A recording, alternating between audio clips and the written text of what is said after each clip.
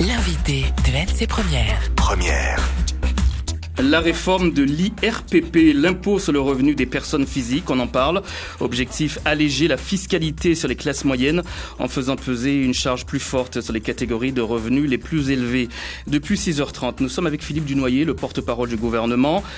Philippe Dunoyer, le gouvernement veut améliorer le pouvoir d'achat de la classe dite moyenne.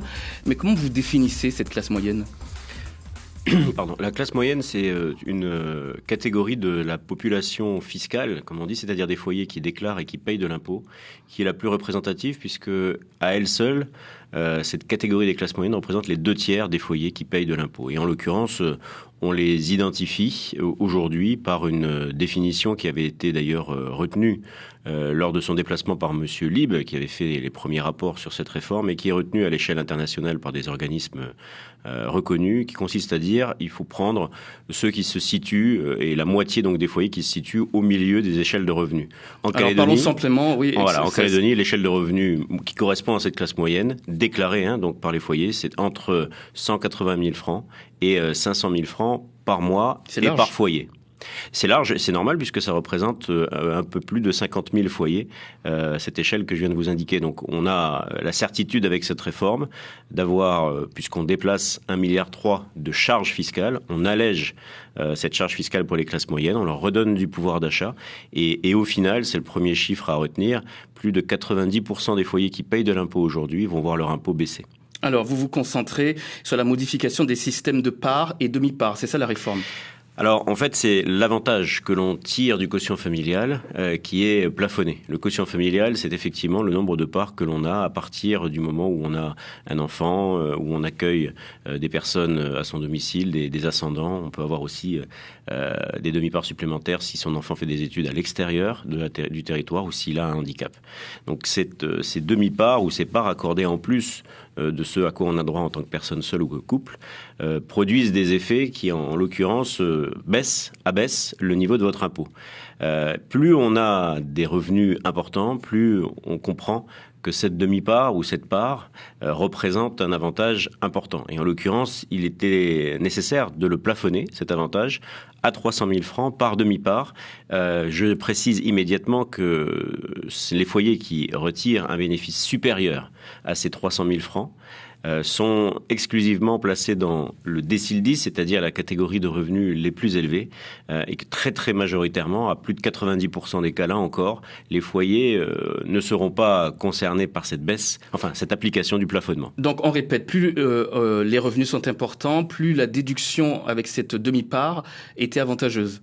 Absolument. Et par exemple, ça veut dire que l'équivalent d'un enfant, le même enfant né le même jour, représente en moyenne un avantage de 200 000 francs pour quasiment 90% des ménages. Par contre, chez les ménages les plus aisés, ça peut représenter jusqu'à 1 million de francs. Donc vous voyez que l'écart va du simple au quintuple, 200 000 francs pour 90% et 1 million pour le dernier décile.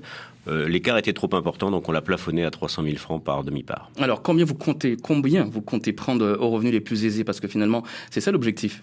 Alors oui, effectivement, l'objectif est d'avoir un rendement de l'impôt à partir du moment où on sait se projeter qui soit a priori équivalent. Donc pour qu'il soit équivalent, il faut en enlever à la majeure partie des foyers et en rajouter à une toute petite partie.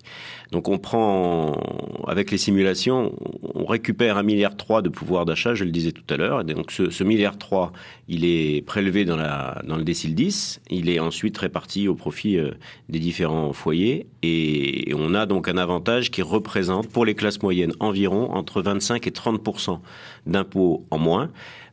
Pour ceux qui sont qui sont mensualisés, ça veut dire qu'on a entre 2 et 3 mensualités qui disparaîtront de son impôt. Votre objectif, c'est donc de redonner du pouvoir d'achat à cette classe dite moyenne. Oui, parce que c'est prouvé là aussi au plan économique, ce sont les classes moyennes qui ont la capacité à réinvestir et à consommer immédiatement ce pouvoir d'achat la plus forte. Non pas que les autres ne l'aient pas, mais ils l'ont dans une moindre mesure. Et comme vous le disiez tout à l'heure, il ne faut pas oublier que cette réforme s'inscrit dans le cadre des mesures de lutte contre la vie chère, qui ont été non seulement demandées par les partenaires sociaux, mais signées dans l'agenda fiscal, social et partagé de 2014. Et pour atteindre cet objectif, il fallait se concentrer sur les foyers les plus nombreux et qui ont les revenus, je dirais, les plus moyens déclarés. Cette classe moyenne va donc avoir plus d'argent dans sa poche et pourra dépenser un peu plus. C'est ce que vous prévoyez. Oui, c'est une certitude, d'autant plus que la réforme, elle ne se limite pas au plafonnement des effets du quotient familial et à la création d'une réduction d'impôt. La classe plus aisée, celle à qui vous allez prendre de l'argent, elle va continuer à dépenser normalement Bien sûr. Je rappelle aussi que l'impôt sur le revenu, c'est 20 milliards de rendement par an. Donc quand on bouge 1 milliard, on est quand même sur des équilibres qui ne bouleversent pas le mode ni de vie ni de consommation des ménages les plus aisés. Et d'autant plus que, je le disais, cette réforme, elle s'apparente de nouvelles charges et de nouveaux plafonds de charges déductibles de son revenu. Donc j'espère que je pourrai les détailler tout à l'heure parce que là aussi, la réforme est assez ambitieuse. Oui, ça va vraiment réduire les inégalités, Philippe Dunoyer. On a envie de vous dire que finalement, les très très gros revenus, c'est à cela peut-être que vous devriez prendre de l'argent réellement, puisque on sait que ces très très gros revenus ont la possibilité de ne pas payer d'impôts du tout en Nouvelle-Calédonie. Finalement, vous allez taper sur une classe supérieure à revenus, c'est vrai, confortable, à peu près 500 000, 700 000 francs. Ah, c'est plus que ça, oui. Ouais. C'est plus que ça. La dernière tranche commence à 750 000 francs de revenus par mois, mais finit bien plus haut. Et cette tranche, quand même, paye aujourd'hui 70% de l'impôt sur le revenu. Oui. Donc, il est logique d'aller rechercher cette capacité contributive supplémentaire dans cette tranche.